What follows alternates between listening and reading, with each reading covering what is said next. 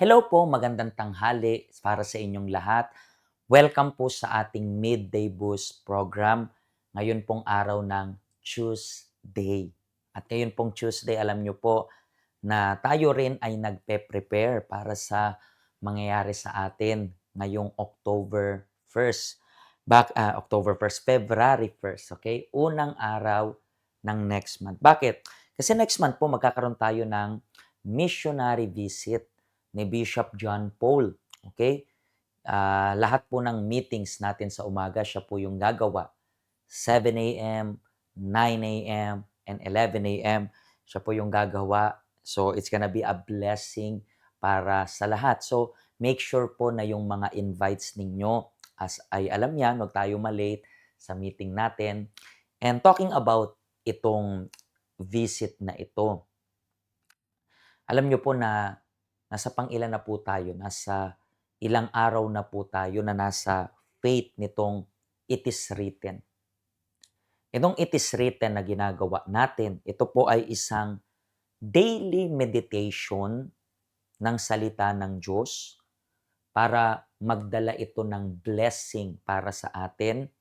Pero sabi ko nga, hindi naman automatic kasi yung blessing ng Diyos. Yung blessing ng Diyos is nangangailangan ng pagsunod sa utos niya. And then, saan ba natin mababasa yung utos niya? Siyempre, sa salita ng Diyos. So, every day, nagme-meditate tayo dito sa bookmarker na ito. Every day. So, I believe chine-check nyo po yan at malapit na po matapos. Sobrang lapit na matapos. And talking about yung topic natin for today, kasi bilang isang OFWs, alam po ninyo na meron tayong isang title na hindi ko alam kung nakaka-proud ba or pwede nating sabihin or isa ba tong responsibility. Kasi pag-uusapan natin yung pagiging breadwinner natin. Nasa day 27 tayo ng 40 days na it is written. And then, let's talk about breadwinner versus bread of life. I believe most of you makaka-relate dito sa topic natin for today. And talking about this topic today, basahin natin yung verse of the day, libro po ng Juan sa chapter 6, mula verse 30. Sabi po dito, nagtanong ang mga tao, anong himala po ang maipapakita nyo para manampalataya kami sa inyo? Ang ating mga ninuno ay kumain ng mana noong nasa disyerto sila. Ilang is disyerto? Binigyan sila ni Moises ng tinapay na mula sa langit. Tingnan natin yung sagot ng Panginoong Jesus.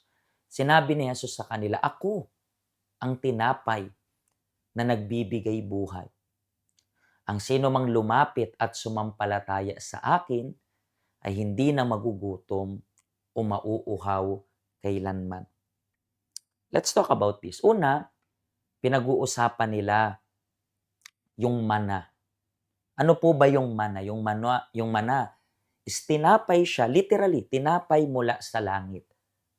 Ang ginagawa nila is everyday mag-iipon sila ng sapat para sa pang-araw-araw, yung tinatawag nilang daily bread. And then, kakain sila. And ano pong nangyari? Kapag merong isang tao na ganito yung ginawa niya, masyadong nag-isip siya na, okay, bukas baka wala na, kukuha ako ng sobras para sa pangangailangan ko ngayon. Anong mangyayari sa mana? Magiging isang uod. Bakit? Kasi nagpapakita ng hindi pagdepende sa Diyos. And be careful po kayong mga breadwinner. Pay attention. Walang masama sa pagiging breadwinner. Isang title yan kapag nakasandal yung buong pamilya mo sa'yo. Pero yun yung mali eh. Hinahayaan yung sumandal yung buong pamilya nyo sa inyo. And remember this, hindi kayo yung bread of life. may mali sa pagiging breadwinner. Bakit? Kasi ang breadwinner madalas, iniisip ninyo na, "'Di, kaya kong magpadala ng ganito, kaya kong ganito, kaya." Mga kaibigan, limitado ka. Kahit sabihin mo na mas mataas yung sinusweldo mo, hindi lahat magagawa ng pera. Mag-ingat ka. Bakit? Kasi siguro yung pamilya mo nakadepende na sa'yo imbis nakadepende sa Diyos. Okay, fine.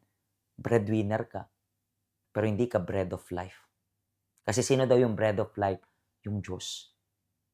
Okay, fine. Nakakatulong ka. Pero hanggang saan ka makakatulong? May pera ka, okay, fine, may pera ka. Pero hanggang saan yung pera mo? Kasi lahat ng nasa mundong ito matatapos. Lahat, ulitin ko, pay attention.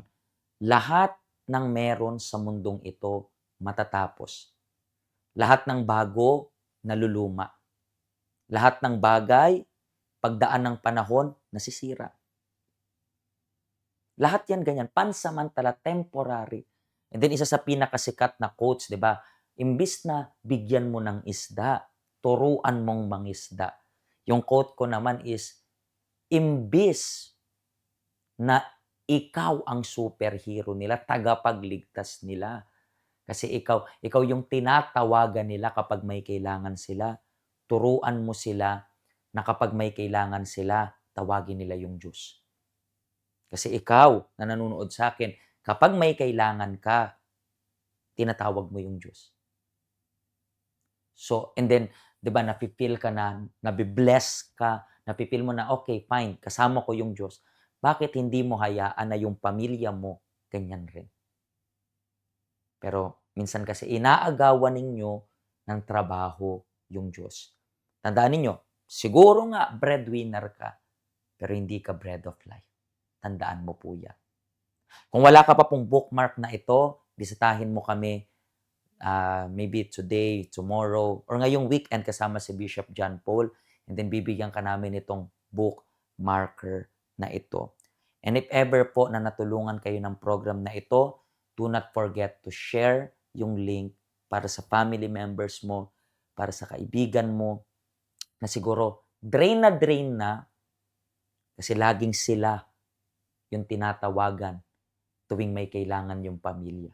Imbis na yung Diyos, kasi nga lagi niyang liniligtas yung pamilya niya, limitado lang siya. Mauubos siya.